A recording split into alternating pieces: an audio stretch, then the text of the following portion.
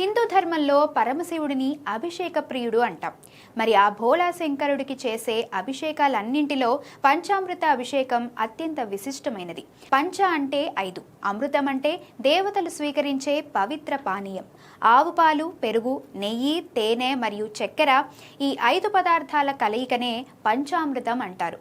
ఈ 5ంటితో శివలింగానికి అభిషేకం చేస్తే కేవలం పుణ్యం మాత్రమే కాదు, మన జీవితానికే ఒక గొప్ప సందేశం లభిస్తుంది. పాలు స్వచ్ఛతకు, పెరుగు సద్గుణాలకు, నెయ్యి శక్తికి, తేనె మధుర భాషణకు, చక్కెర ఆనందానికి ప్రతీకలు. అంటే మన జీవితం కూడా ఈ 5 లక్షణాలతో సమతుల్యంగా ఉండాలని దీని అంతరార్థం.